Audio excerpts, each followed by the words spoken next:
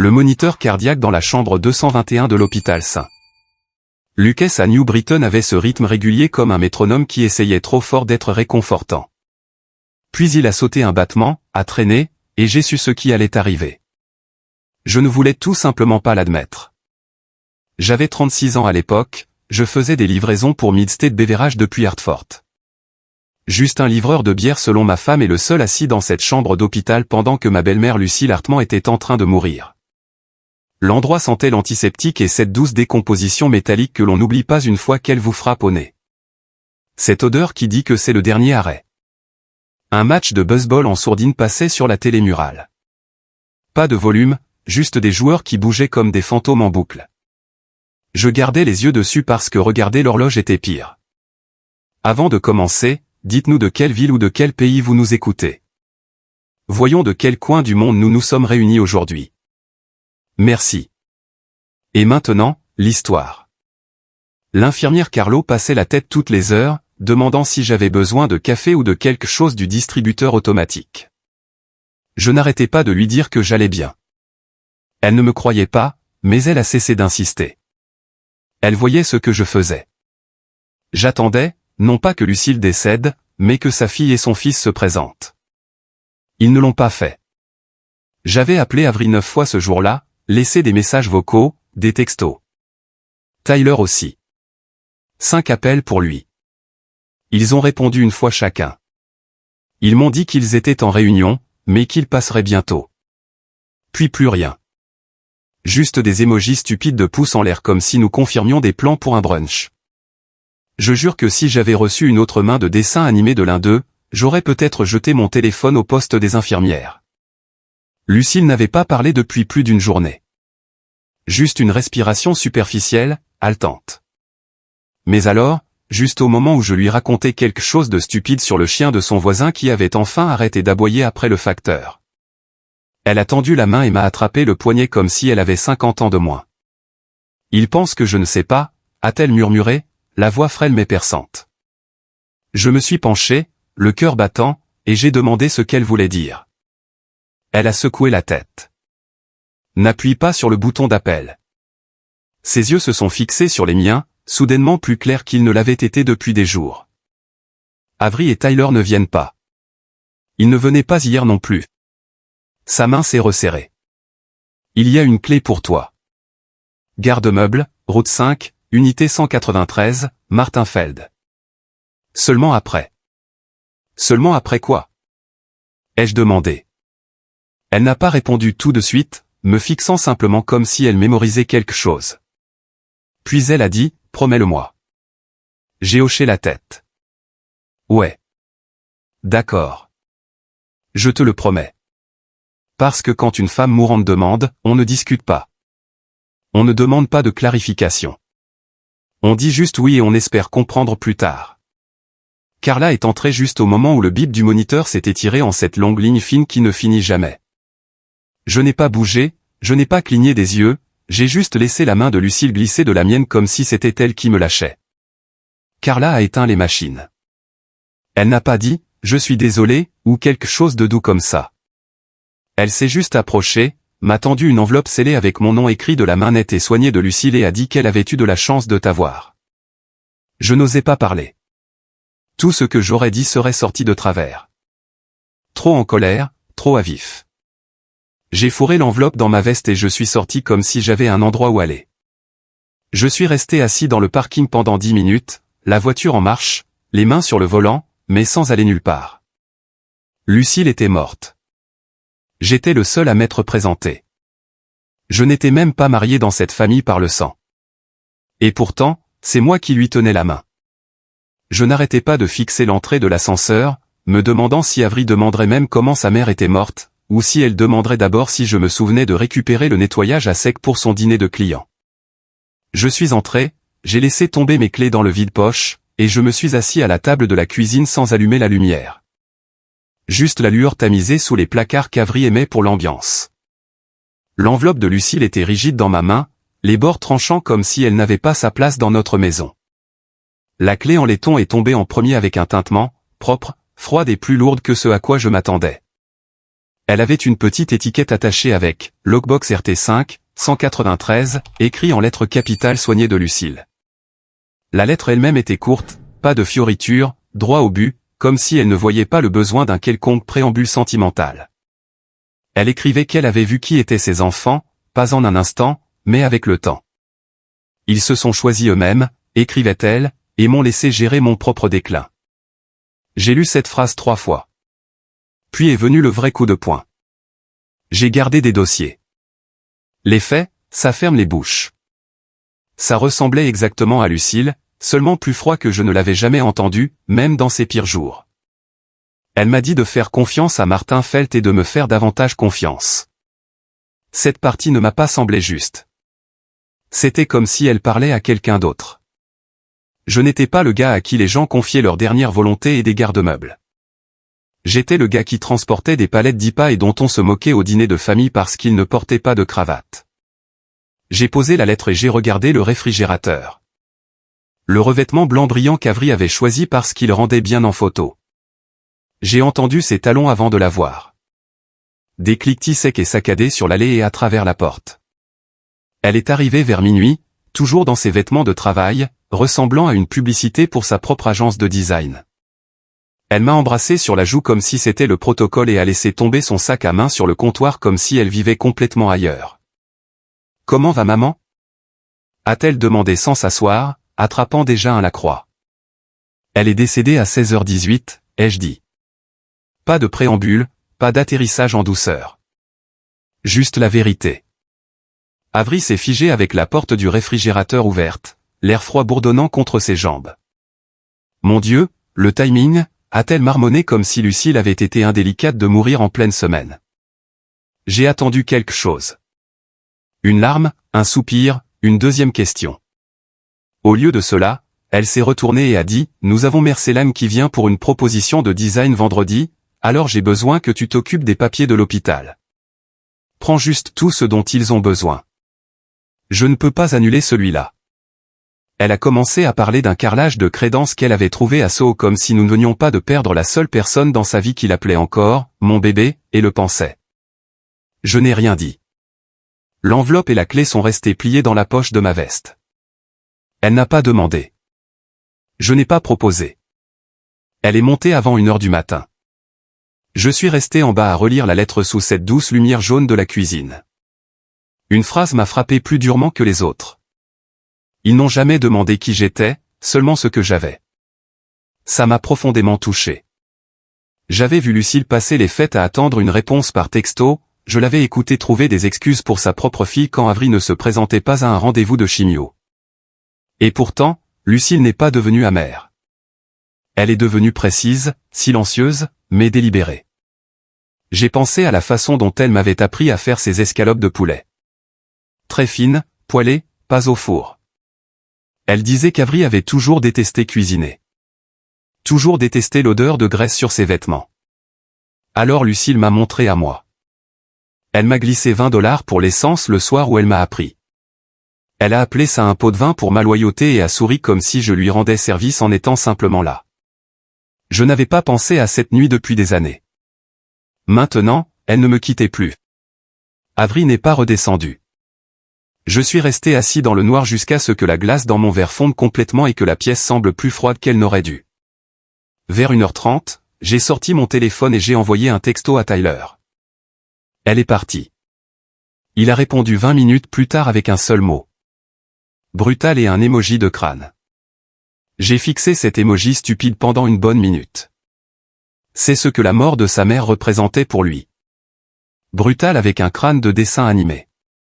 Si j'avais eu la clé en main à ce moment-là, je jure que j'aurais pu monter dans la voiture et conduire directement jusqu'à la route 5 juste pour sortir de cette maison. Au lieu de cela, je suis resté assis là jusqu'à ce que la glace se transforme en eau, et le seul son était le compresseur du réfrigérateur qui s'allumait et s'éteignait. Le silence dans cette cuisine n'était pas paisible. C'était le genre de silence qui s'insinue lorsque vous commencez à réaliser que les personnes les plus proches de vous ont cessé de vous voir il y a longtemps. Le lendemain matin, Avry m'a demandé si je pouvais passer au funérarium après mes livraisons, comme si elle m'envoyait au pressing. Je lui ai dit que je m'en occuperais, et je l'ai fait. Mais d'abord, j'ai conduit jusqu'au garde-meuble Lockbox avec cette clé en laiton dans ma main et les mots de Lucille qui tournaient en boucle dans ma tête. Je n'ai même pas pointé. J'ai juste dit à Manny que j'allais déjeuner et je suis monté dans le camion avec cette clé dans ma poche et la voix de Lucille sur mon épaule. Le garde-meuble Lockbox était juste à la sortie de la route 5, derrière un centre commercial et un Dunkin'. Facile à manquer si on ne le cherchait pas, mais je ne devinais pas. Je savais exactement où j'allais. L'unité 193 était au bout de la 3e rangée. Impasse. Pas de caméra que je pouvais voir. J'ai glissé la clé comme si de rien n'était. Elle a tourné en douceur. La porte s'est soulevée avec un bruit sec comme une porte de garage avec de mauvais ressorts. Ça ne ressemblait pas à un garde-meuble. Pas de désordre. Pas de pile de vieilles lampes ou d'aspirateurs cassés. L'intérieur était propre. Trop propre. Une chaise pliante. Une de ces chaises en métal beige des sous-sols d'église. 2 classeurs côte à côte. Tout était étiqueté de l'écriture nette et serrée de Lucille. J'ai lu les étiquettes une fois, puis une autre. Banque, médical, Tyler, Avery, avocat, et puis preuve. Mon estomac s'est noué. C'est celle-là qui m'a achevé. Pas les noms, pas les trucs médicaux. Preuve. On n'étiquette pas un tiroir comme ça à moins de savoir que quelqu'un en aura besoin. Je l'ai ouvert en premier. Tout en haut, il y avait un tableur avec un code couleur. Des lignes de paiement que Lucille avait effectuées au nom d'Avery et Tyler. Facture d'hôpital, remboursement de prêt, même des courses. Chacun marqué, remboursement promis. Presque aucun n'avait été honoré. J'ai feuilleté des relevés bancaires imprimés, des emails, des captures d'écran de Venmo. Le ton de Tyler est passé de « je te rembourse la semaine prochaine » à « je pensais avoir payé ça » à rien du tout. Dans un email, il écrivait « ma faute » après que Lucie lui ait rappelé à nouveau les 22 000 $ qu'elle avait avancés pour le fonds de roulement de sa concession. Un autre dossier concernait entièrement Avery. Des impressions Instagram, un éclairage magnifique, des tables parfaitement dressées, des légendes sur « la famille d'abord » avec Lucille nulle part sur les photos. Puis des textos. Avery disant à Lucille « Maman, ce n'est tout simplement pas ton genre de scène. » Quand Lucille demandait à être incluse à Thanksgiving.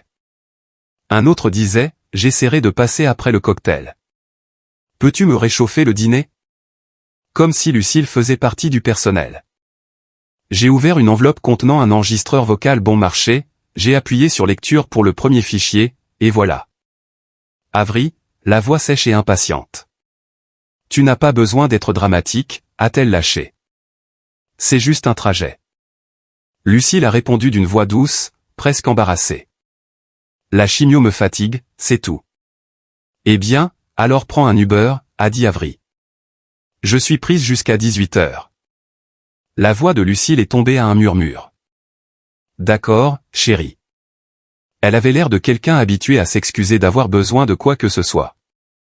Je me suis assis sur la chaise pliante, je l'ai senti grincer sous moi. Ma tête bourdonnait comme si j'avais mis mon doigt dans une prise. Ce n'était pas des broutilles. C'était délibéré, soutenu, froid. Je ne détenais pas seulement des preuves. Je détenais une histoire que personne ne voulait que j'entende.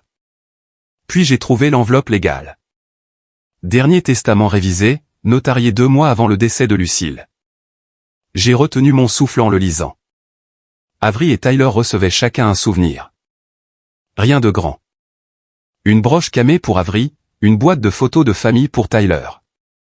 Lucille écrivait que le reste de son argent, 62 000 $ et quelques, devait aller à 3 œuvres de charité locale qu'elle soutenait.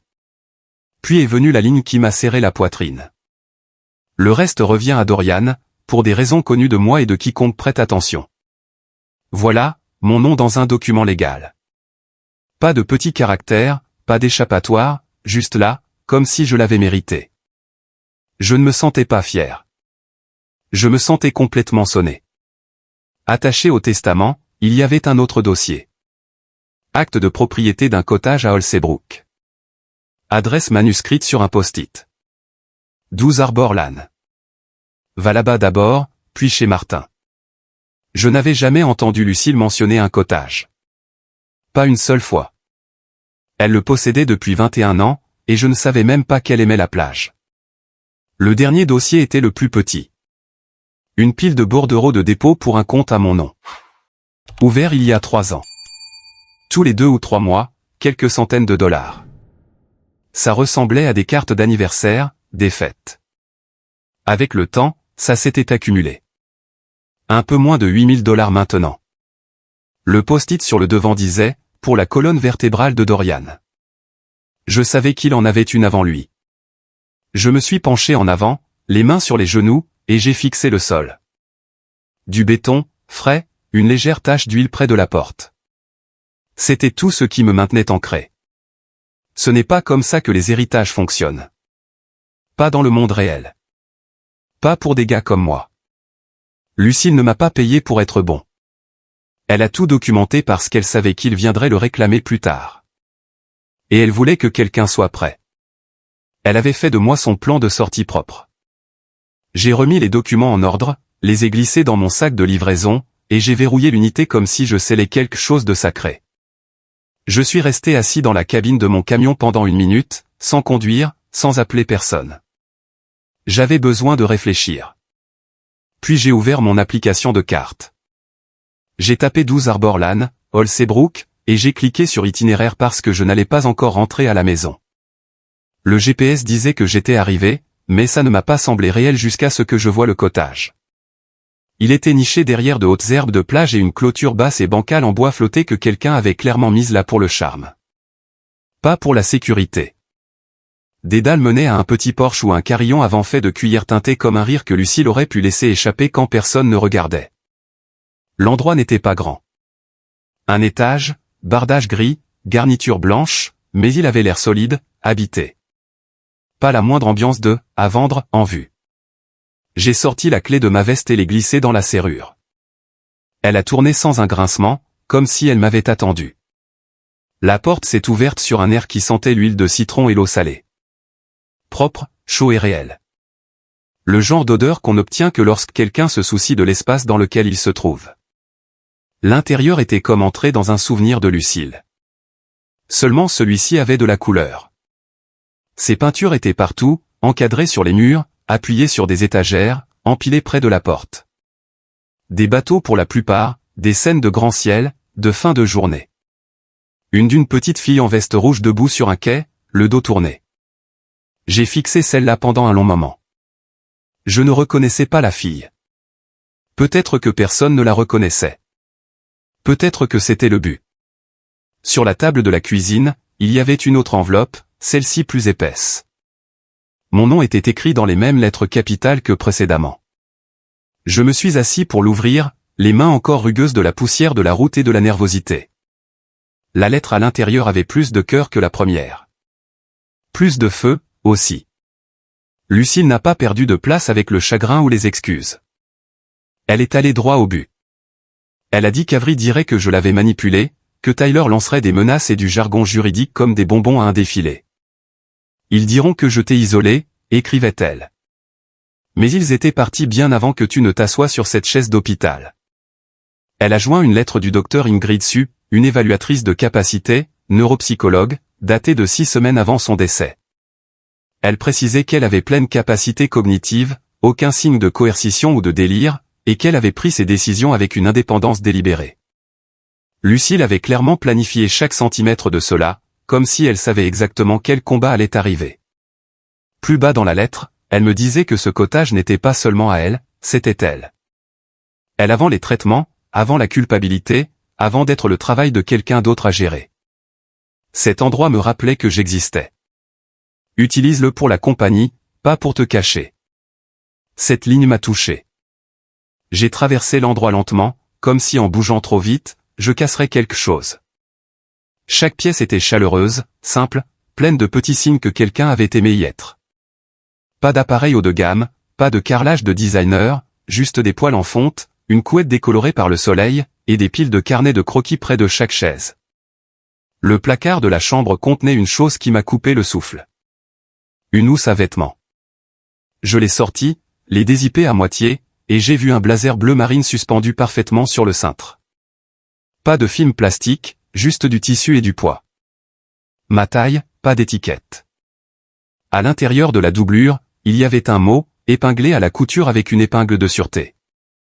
Porte ça à la lecture. L'armure n'est pas réservée qu'aux soldats. Je me suis assis sur le lit et j'ai tenu le blazer comme s'il pouvait parler.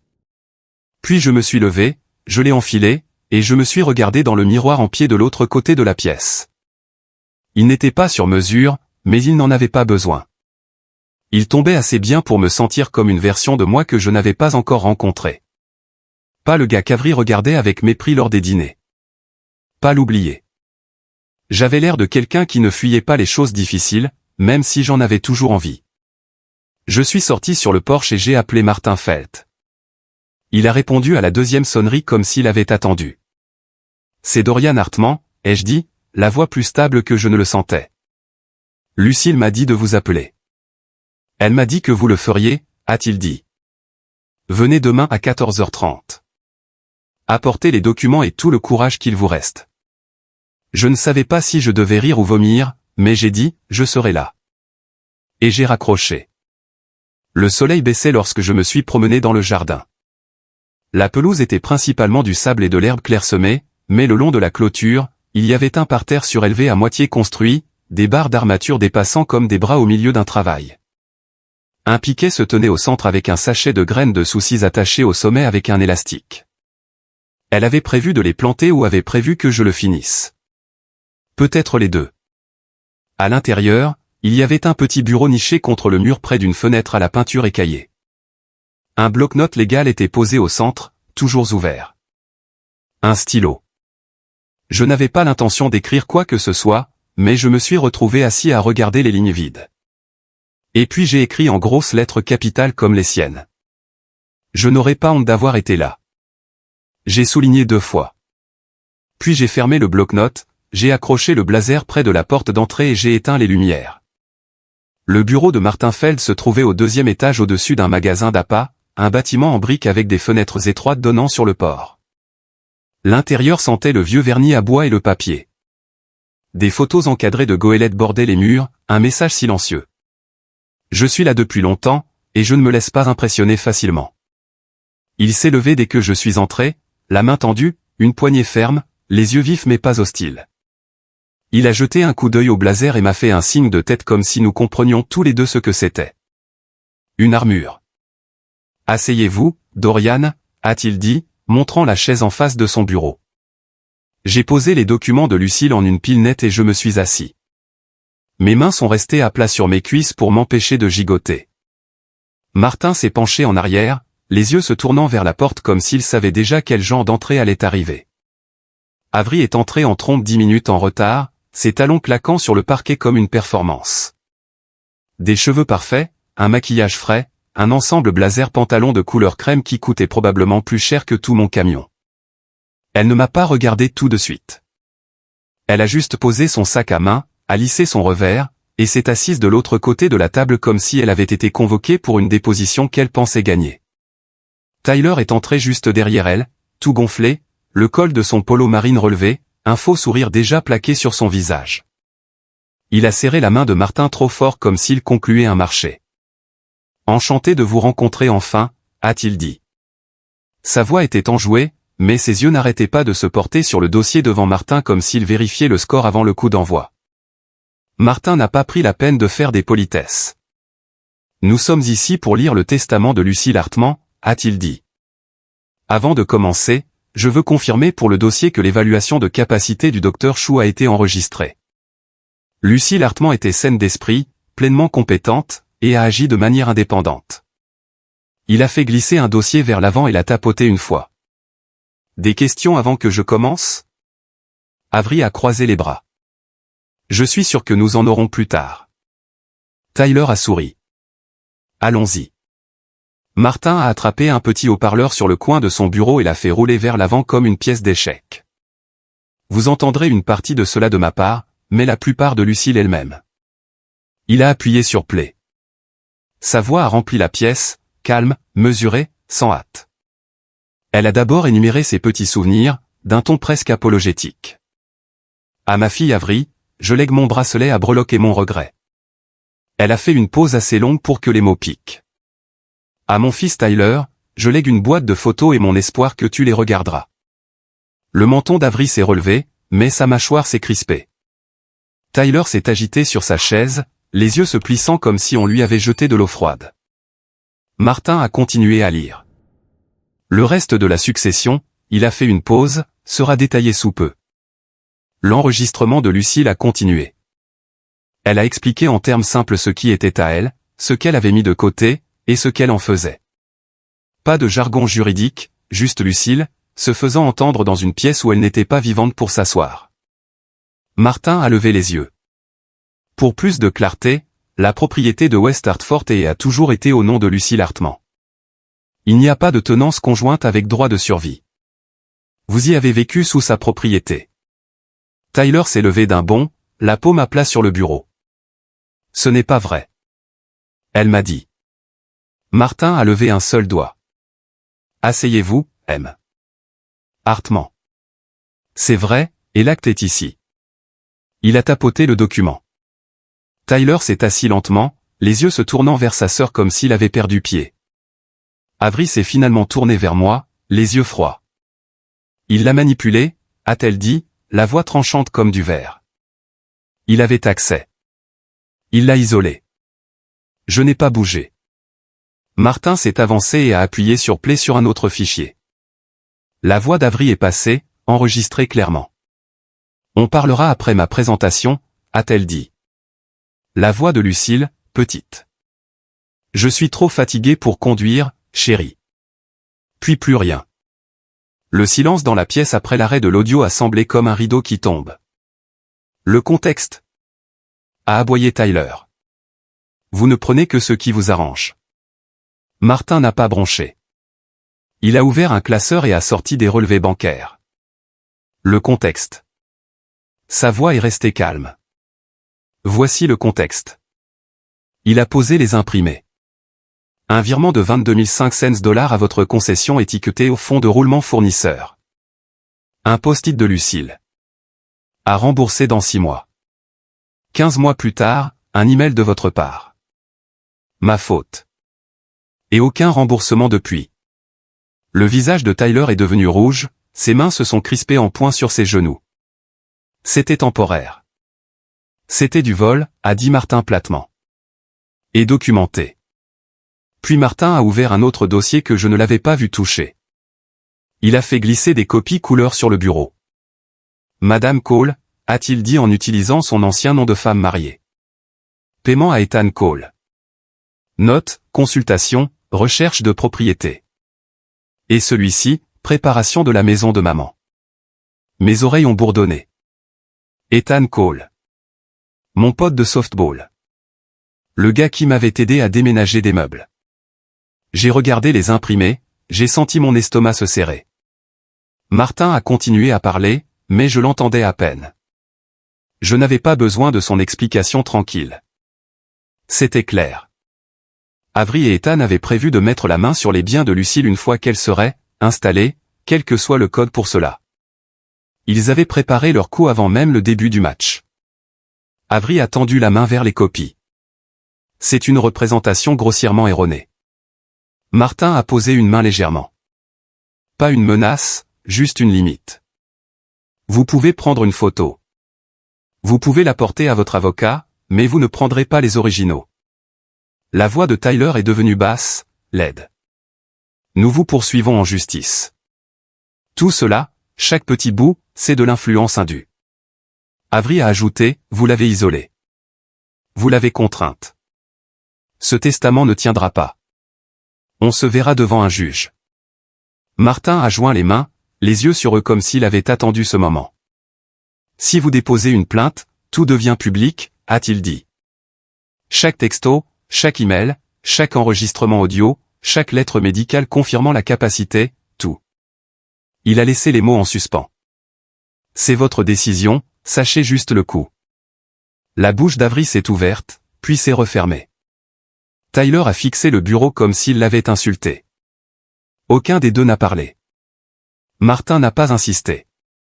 Il est juste resté assis, stable comme un homme qui avait le temps. J'ai senti le blazer sur mes épaules, lourd mais stable. Pour la première fois depuis la chambre d'hôpital de Lucille, je n'avais pas l'impression d'attendre que quelqu'un se présente. J'étais déjà là. 3 jours après la lecture, j'ai ouvert ma porte d'entrée et j'ai trouvé un homme en coupe-vent tenant une enveloppe épaisse avec mon nom en grosses lettres noires. Il n'a même pas demandé qui j'étais, il me l'a juste tendue comme si elle ne pesait rien et a dit « Je suis désolé, mec ». Il a regardé par-dessus mon épaule, espérant peut-être que je fermerais juste la porte et que ce serait facile pour nous deux. J'ai hoché la tête une fois.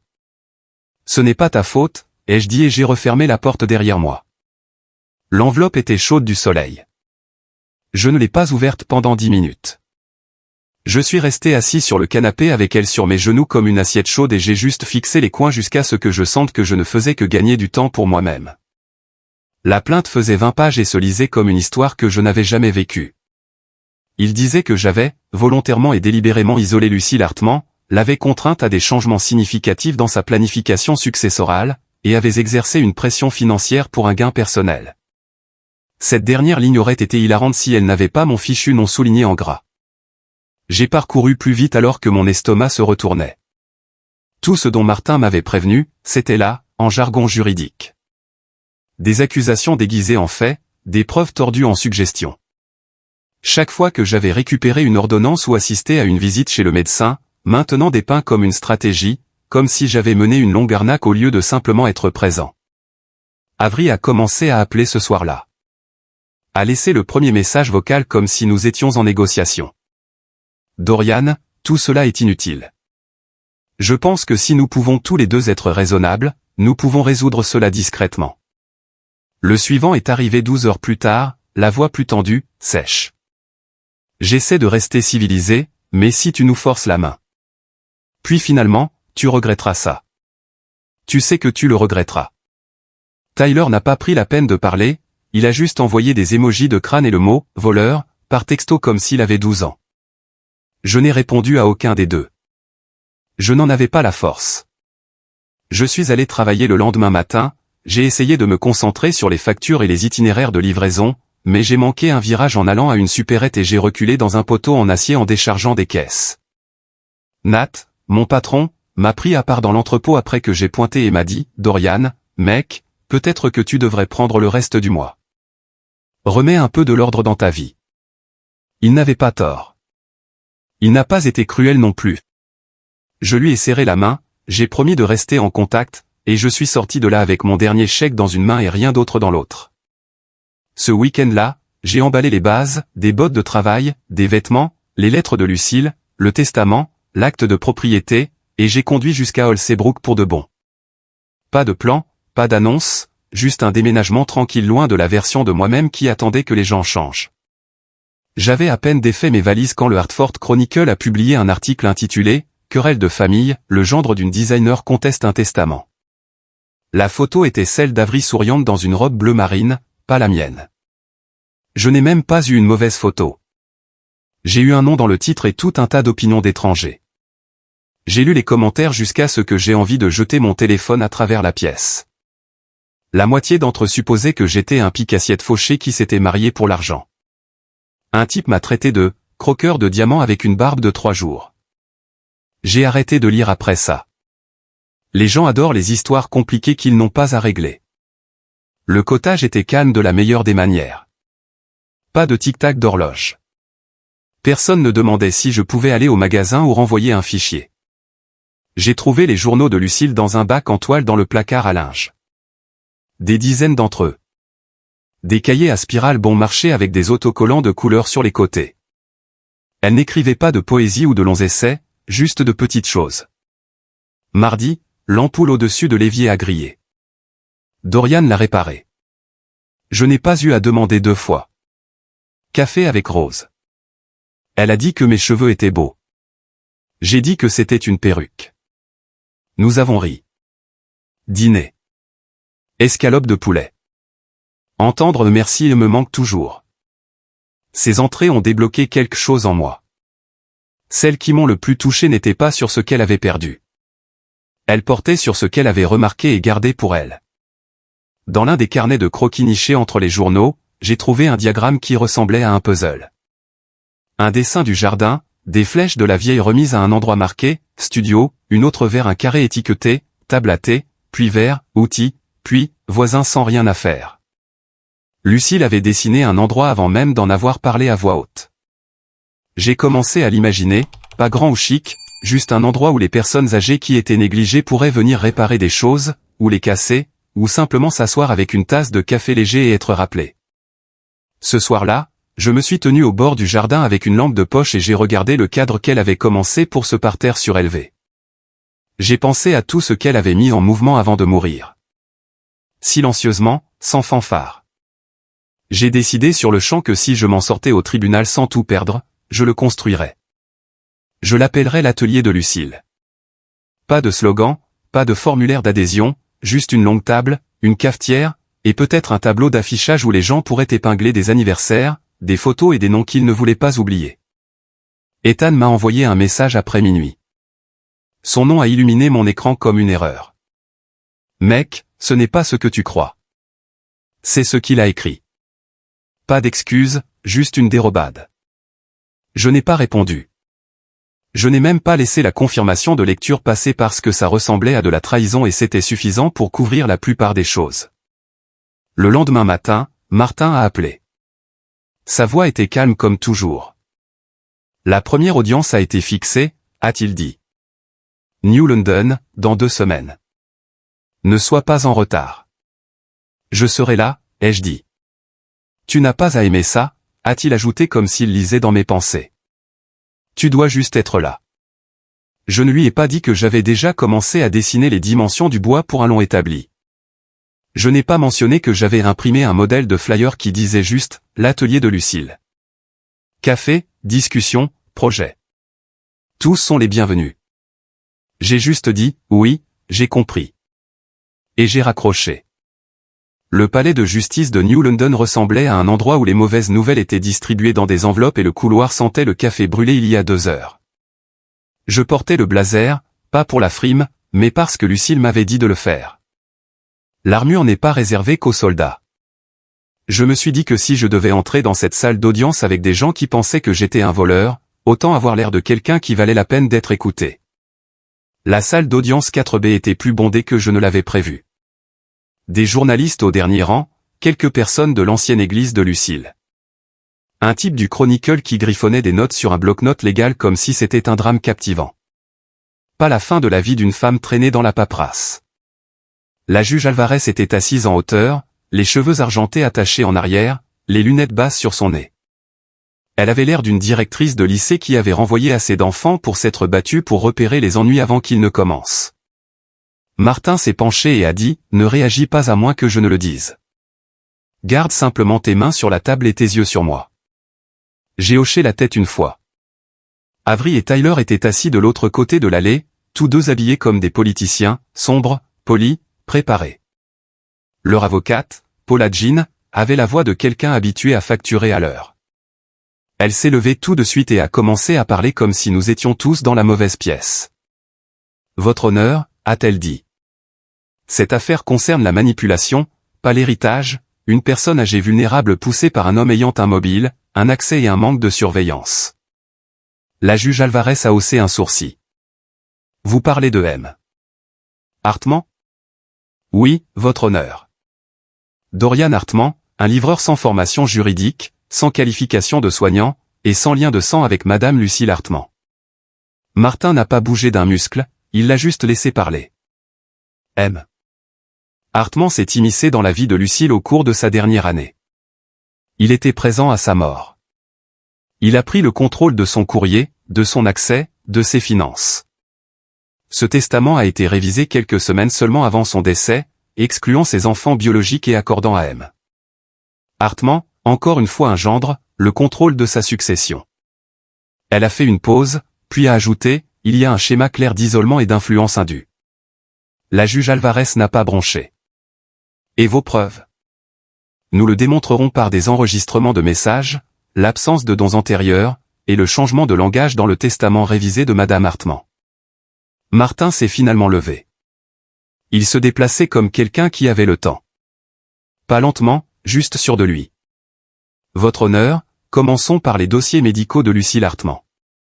Voici un rapport du docteur Ingrid Chou daté de 6 semaines avant le décès de Lucille, confirmant sa pleine capacité et sa conscience, signé, attesté et notarié.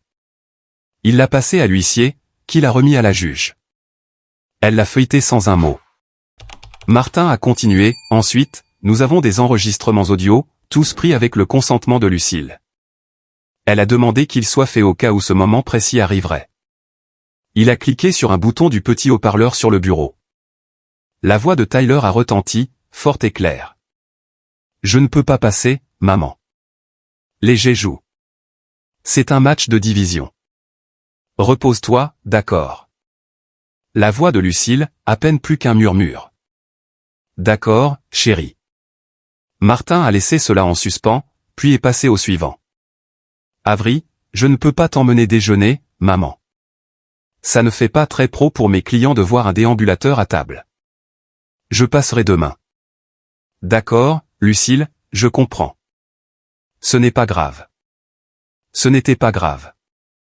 Martin a ensuite présenté les relevés bancaires, des graphiques, des chèques imprimés, des textos surlignés. Pièce C, a-t-il dit, est un enregistrement de 22 500 $ prêté à Tyler Hartman, étiqueté au fonds de roulement fournisseur avec un remboursement attendu de 6 mois. 15 mois plus tard, Tyler a écrit, et je cite, « Ma faute. » Aucun remboursement n'a été effectué. Tyler s'est penché vers Paula et a chuchoté quelque chose de chaud et rapide. Elle l'a repoussé d'un geste de la main. Martin a continué. Pièce D. Capture d'écran Venmo, paiement d'Avery Cole, puis Hartman à Ethan Cole. Les notes incluent consultation, recherche de propriété, et une qui dit préparation de la maison de maman. Il a levé les yeux. C'était pendant que Lucille était encore en vie, encore compétente, demandant encore à sa fille de la conduire à la chimiothérapie. Paula s'est levée en essayant de s'opposer. Ces captures d'écran manquent de contexte. La juge Alvarez l'a interrompue. Elle semble assez claire. Avez-vous des preuves suggérant le contraire? Elle n'a pas répondu. Martin est retourné au haut-parleur une dernière fois. Dernière pièce, une vidéo enregistrée dans ce bureau. Lucille est apparue sur le petit écran, assise droite, les cheveux couverts d'un foulard, le visage pâle mais les yeux vifs. Si quelqu'un regarde ça, a-t-elle dit, cela signifie que je suis parti et qu'ils essaient de défaire ce que j'ai choisi. Elle a regardé directement dans l'objectif. Dorian ne voulait pas de mon argent. Il voulait que je compte. Mes enfants voulaient que je disparaisse quand j'étais un inconvénient. Alors, j'ai fait des choix. S'ils sont en colère, ils peuvent être en colère, mais j'espère qu'ils seront aussi assez silencieux pour entendre la vérité. La salle d'audience est devenue complètement silencieuse. Pas de raclement de gorge, pas de bruissement de papier. Juste ce genre d'immobilité que les gens ont quand il n'y a plus rien à prétendre. La juge Alvarez est restée assise un instant, puis a baissé les yeux sur ses notes. Maître Jean, 2 questions. Paula s'est redressée. Oui, votre honneur. Lucille Hartman a-t-elle été légalement déclarée incompétente à un moment donné? Non, votre honneur.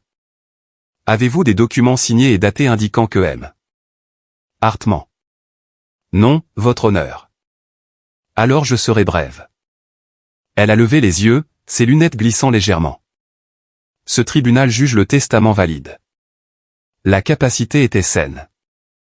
Aucune preuve de coercition ou d'influence indue. M. Hartman a agi dans le respect de ses droits légaux.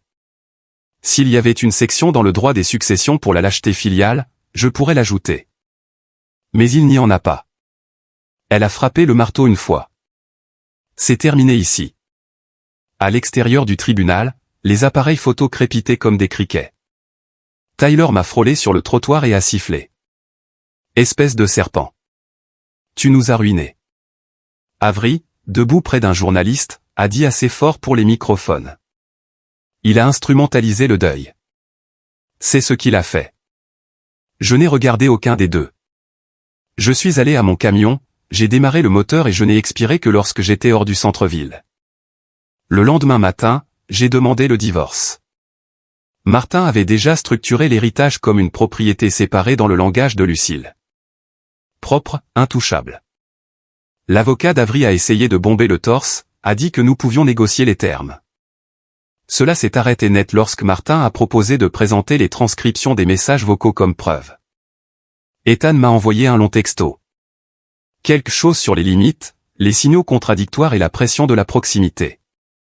Je l'ai bloqué sans répondre. Je ne cherchais plus d'explications. Certains mots signifiaient simplement ce qu'ils signifiaient. La trahison ne vient pas avec des notes explicatives. J'ai passé les mois froids avec un marteau dans une main et le carnet de croquis de Lucille dans l'autre. Le cottage est resté calme, le chauffage bourdonnant doucement à travers les plaintes, et j'ai travaillé à l'arrière dans la remise avec des gants sans doigts et un chauffage au propane qui vrombissait comme un réacteur d'avion. Ce n'était pas chic. Je n'essayais d'impressionner personne. J'ai dégagé l'espace, réparé le toit et ajouté des étagères avec du bois de récupération de la décharge derrière la quincaillerie. J'ai construit un long établi avec de vieilles planches de cèdre et je l'ai mis à niveau avec des pièces de monnaie sous les pieds, comme Lucille le faisait quand une table chancelait. J'ai monté un panneau perforé, j'ai accroché des marteaux, des tournevis et un niveau sans bulle. J'ai acheté une cafetière à une brocante d'église pour 5 $ et j'ai installé un coin avec des tasses dépareillées et une boîte de sucre qui faisait des grumeaux dans le froid. J'ai trouvé 6 chaises pliantes chez Godwill et j'ai frotté la rouille des charnières jusqu'à ce qu'elles arrêtent de grincer. Puis j'ai planté une pancarte manuscrite au bord de la route avec des clous de toiture. L'atelier de Lucille, café, discussion, petit projet, pas d'horaire, pas de prix, pas de promesse. Ce premier samedi, je m'attendais à le passer seul. Peut-être poncer un cadre photo ou réparer la poignée cassée de la porte arrière juste pour occuper mes mains. Mais vers 9h30, une vieille camionnette rouge s'est arrêtée lentement, en est sorti Walt Brigg, 71 ans, la barbe grise jusqu'à la poitrine et les mains comme de la corde tordue. J'ai entendu dire que tu pourrais avoir besoin d'une autre paire de mains calleuses, a-t-il dit, tenant une boîte à outils plus vieille que moi. 20 minutes plus tard, Mabel Esposito a frappé, tenant un plateau en bois fissuré et un paquet de biscuits au sucre. Elle m'a dit qu'elle avait été cantinière pendant 34 ans et que le bruit des gens lui manquait. Jean est arrivé en dernier. Il n'a pas dit grand-chose, a juste hoché la tête une fois, est entré et s'est assis près de la fenêtre avec un tabouret cassé et un bloc de ponçage comme si c'était déjà le sien. Nous avons passé 3 heures à réparer une chaise bancale que quelqu'un avait laissée près du bureau de poste, nous avons bu du café léger, parlé de rien qui faisait l'actualité. Mabel a raconté l'histoire d'un élève de 4e qui avait essayé d'échanger un plateau repas contre les clés de sa voiture. Walt m'a appris à épicer 2 types de cordes et à plaisanter en disant qu'un bon ne pouvait survivre à un homme mauvais. J'en ai pas parlé, mais il a ri une fois quand Walt a trébuché sur la rallonge, et ça comptait pour quelque chose. Quand Mabel est partie, elle m'a serré fort dans ses bras et a dit « Je n'ai pas utilisé mes mains de tout l'hiver ». Ça m'a marqué plus que je ne l'aurais cru. Le samedi suivant, 5 personnes sont venues. Celui d'après, 8. En avril, nous avions 12 habitués. Certains apportaient des outils, d'autres des chaises. La plupart apportaient des histoires et des choses qui avaient besoin d'être réparées. Des lampes, des cadres cassés, une vieille boîte à bijoux avec une charnière cassée. Les gens apportaient ce qu'ils avaient. Ils apportaient aussi des paquets de graines, des bocaux de vis, des boîtes à biscuits pleines de quincailleries mystérieuses, des choses qu'ils ne pouvaient pas jeter mais ne savaient pas quoi en faire. Je gardais un carnet sous la cafetière et j'écrivais des lignes quand je me souvenais de le faire. J'en raponçais une planche comme si elle l'insultait.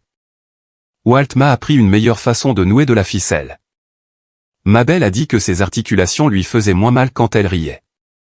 Le Hartford Chronicle est revenu pour un article de suivi. Cette fois, le titre était plus gentil. Un gendre construit un endroit que sa belle-mère aurait adoré. J'ai encore grincé des dents en le lisant, mais l'article n'était pas mauvais. Il citait Walt disant « Ce n'est pas une thérapie, mais ça marche ». Mabel a dit que nous avions le meilleur café du littoral, ce qui était un mensonge éhonté, mais elle l'a dit avec un sourire. Des appels ont commencé à arriver d'autres villes, Groton, Killingworth, même un de Providence, demandant comment démarrer quelque chose de similaire. Je n'avais pas de kit ou de processus. J'ai juste dit, commencez avec une table, puis écoutez. Un mercredi après-midi, Avri s'est présentée. Elle s'est garée dans le gravier comme si elle était en retard pour un appel Zoom. Pantalon de ville, manteau ajusté, cheveux parfaits, des talons qui n'avaient rien à faire près de la terre. Je l'ai rencontrée à mi-chemin de l'allée. Je suis venu faire amende honorable, a-t-elle dit. L'amende honorable commence par la vérité, ai-je dit. Pas par des séances photos. Elle a regardé par-dessus mon épaule vers l'atelier. J'ai juste pensé que je pourrais peut-être faire partie de l'histoire maintenant. J'ai hoché la tête lentement. Tu aurais pu faire partie de l'histoire il y a longtemps. Elle a déplacé son sac à main. Ce n'est pas juste. J'étais occupé. J'avais des clients. J'étais occupé aussi. Je me suis présenté quand même. Son sourire a vacillé. Tu es en colère. Je suis honnête, ai-je dit. As-tu remboursé quoi que ce soit à la succession de Lucille? Son visage s'est raidi. Cela semble punitif. Alors nous avons terminé ici. Elle n'a pas touché un outil, n'a pas enlevé son manteau, elle est juste restée là assez longtemps pour réaliser que je n'allais pas m'adoucir, puis elle s'est retournée et est retournée à sa voiture. Ses talons étaient bruyants sur les planches du Porsche en partant. Une semaine plus tard, j'ai reçu un email d'une ligne de Tyler. Pouvons-nous redevenir une famille? Je n'ai pas répondu. Pas par dépit, pas pour marquer un point. Je ne comptais plus les points. Je tenais mes promesses. À peu près à la même époque, une femme nommée Claire a frappé à la porte de l'atelier pendant le nettoyage. Elle a dit qu'elle était une assistante sociale de Middletown. Elle avait lu des articles sur nous et a demandé si elle pouvait faire du bénévolat 2 après-midi par semaine. J'ai demandé, vous savez que nous ne payons pas, n'est-ce pas? Elle a souri et a dit, bien. Je n'aime pas la paperasse de toute façon. Nous avons collé un post-it sur le mur qui disait, Claire coordinatrice, et nous nous sommes remis au travail. Le matin du mémorial, je me suis réveillé avant le soleil, j'ai enfilé le même blazer bleu marine que Lucille m'avait laissé, et j'ai installé des chaises pliantes sur la pelouse comme si nous nous préparions pour un mariage dans le jardin. Claire a apporté de la limonade et une grande boîte de biscuits à l'avoine. Walt est arrivé avec son petit-fils et un pack de 6 ginger ale. Mabel portait un chapeau de soleil décoré de pinces à linge. Elle a dit que ça lui donnait un air artistique. Jean est arrivé tôt et a essuyé chaque banc avec de l'huile de citron avant même que je puisse le demander. À midi, nous avions près de 90 personnes dispersées dans la cour, de l'avant à l'arrière. Certains ont apporté des fleurs, d'autres des outils. Quelques-uns sont juste venus avec une présence silencieuse, comme s'ils n'avaient pas besoin de dire quoi que ce soit. Ils avaient juste besoin d'être là. Je me suis tenu à l'avant de la remise, les mains dans les poches, regardant la foule s'installer sur leur siège. Quelques personnes m'ont fait un signe de tête comme si je devais dire quelque chose. Je ne suis pas un type à discours. Jamais été. Mais je me suis raclé la gorge et je me suis avancé quand même. Je n'ai pas une histoire sophistiquée, ai-je dit. Je veux juste dire que Lucille ne voulait pas qu'on se souvienne d'elle pour être morte. Elle voulait être vue pendant qu'elle était encore en vie. Les gens se sont agités sur leur siège, les yeux levés. Je les ai regardés, puis j'ai baissé les yeux sur mes mains. Voir les gens, c'est du travail, ai-je dit. Ce n'est pas un sentiment. Ce n'est pas un bouton j'aime. C'est se présenter quand ce n'est pas pratique. C'est se souvenir de comment quelqu'un prend son café. C'est demander comment il se sent et écouter toute la réponse. Personne n'a applaudi, ce qui était une bonne chose. Je ne voulais pas de pause. Je voulais le silence qui signifiait qu'il comprenait. Après, un professeur de l'université du Connecticut nommé Dr. Patel est venu me voir en pantalon kaki et en basket, tenant un carnet. Ce que vous faites ici, a-t-il dit, correspond à tout ce que nos recherches continuent de manquer. C'est ce dont les gens ont besoin, un endroit où ils peuvent se sentir utiles, pas gérés. Il m'a demandé si je voulais parler à une conférence sur la santé communautaire à l'automne. Je lui ai dit que je n'étais pas un grand orateur. Il a souri et a dit, vous venez de prouver le contraire.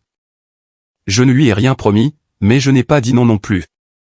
Vers la fin de l'après-midi, le petit-fils de Walt m'a tiré par la manche et m'a tendu un dessin au crayon sur du papier de construction. Il montrait l'atelier, large et lumineux, avec des gens assis à une longue table.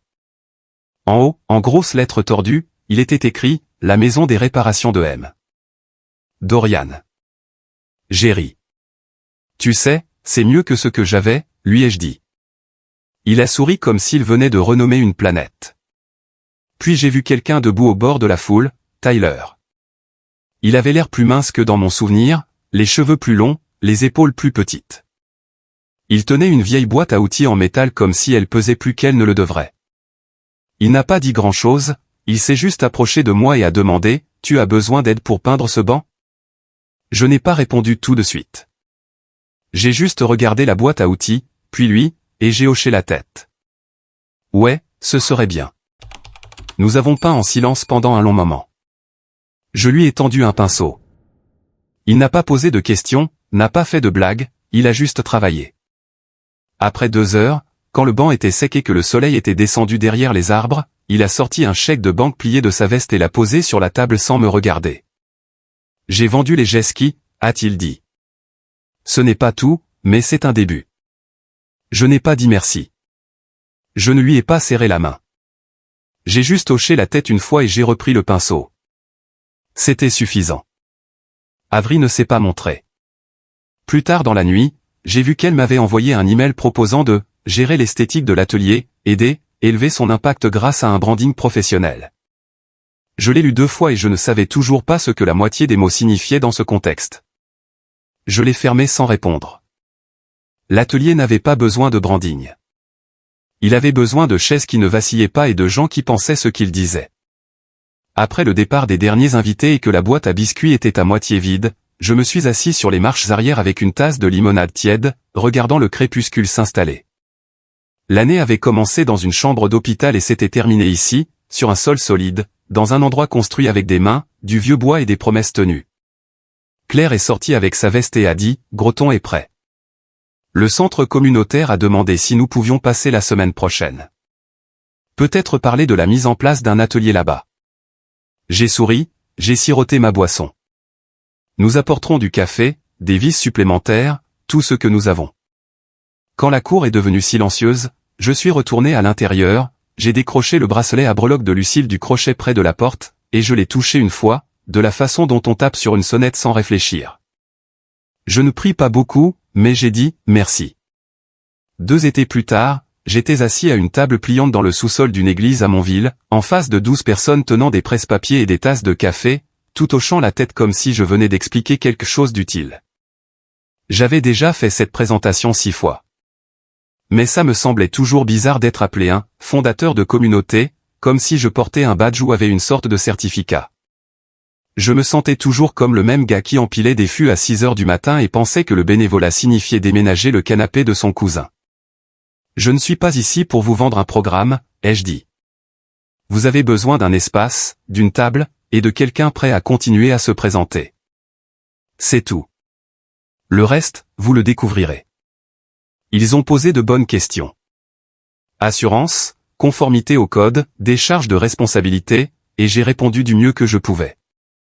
Claire s'occupait généralement de cette partie, mais elle s'était fait mal au dos en déplaçant du paillis sur le site de Groton, alors j'étais en solo. La fondation que nous avons créée n'était pas sophistiquée. C'était un Google Doc, un compte courant et une mission, un atelier dans chaque comté qui en voulait un. Pas de frais, pas de branding, juste de la sueur, du café, et quelqu'un qui tenait un carnet pour que les petites victoires ne soient pas englouties par le monde extérieur. Docteur Patel nous a aidés avec une demande de subvention. Je n'arrêtais pas de l'interrompre tous les 2 paragraphes pour demander « Peut-on dire ça en français courant ?» Il a ri les premières fois. Puis il a commencé à tout écrire comme si c'était destiné à quelqu'un qui n'avait jamais été à une conférence, ce qui était le but. Nous avons gardé le nom de Lucille sur le papier à en-tête. Ce n'était pas négociable. Une nuit de mai, j'ai reçu un appel d'un numéro du Vermont. J'ai failli ne pas répondre. Puis je l'ai fait. C'était Ethan. Il a dit qu'il avait déménagé dans le Nord, s'était ressaisi, avait quitté l'immobilier. J'étais un gâchis, a-t-il dit. Je le suis encore un peu. Puis il a fait une pause. Je sais que je ne mérite pas grand-chose, mais je veux m'excuser. Sans condition, sans rien demander. Je voulais juste le dire. J'ai attendu une seconde, puis j'ai dit, je crois aux actes, pas aux discours. Il n'a pas discuté. Une semaine plus tard, la fondation a reçu un don de $500, d'un nom que je connaissais. Pas de mots. Je l'ai laissé sur la table de la cuisine pendant une journée. Puis, je l'ai déposé et j'ai utilisé l'argent pour acheter une raboteuse d'occasion et une meilleure cafetière. Les gens ont d'abord remarqué le café, puis ils ont remarqué la raboteuse. Tyler n'a jamais dit désolé, pas directement, mais il a continué à se présenter.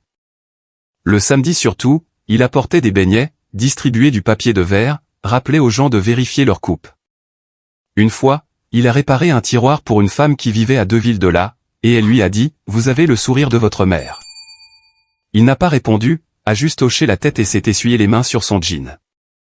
C'était aussi proche de la croissance que certains hommes peuvent l'atteindre. Ça comptait. Avery a envoyé une lettre, 5 pages, recto verso, manuscrite. Elle a blâmé le marché, leur éducation, les attentes de leurs cercles sociaux. Ça se lisait comme un bulletin météo qui avait oublié de mentionner la tempête qu'elle avait créée. Je n'ai pas répondu. Certaines portes sont mieux fermées et scellées avec des clous. Le jour où nous avons ouvert notre 4e site partenaire à New Canaan, une femme d'environ 80 ans m'a tendu une photo. Lucille assise sur une chaise pliante à un pique-nique d'église en 2002, tenant une assiette en polystyrène et souriant comme si quelqu'un venait de lui dire un secret. Elle m'a tenu la main quand mon mari est mort, a dit la femme. Je ne l'ai jamais oublié.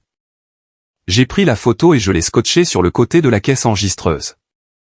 Elle y est restée. Les gens me demandent parfois à quoi ressemble la justice. Je leur dis que ce ne sont pas les gros titres, les jugements ou la vengeance. C'est ça, un endroit où les gens se présentent et repartent meilleurs qu'ils ne sont arrivés.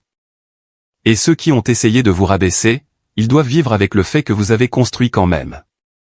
À la fin de la journée, quand je ferme, je touche le bracelet à breloques suspendu près de la porte et la manche du blazer à côté. Et à chaque fois, j'entends à nouveau la voix de Lucille, l'armure n'est pas réservée qu'aux soldats. Elle avait raison. Je n'ai pas gagné d'argent. J'ai regagné ma vie.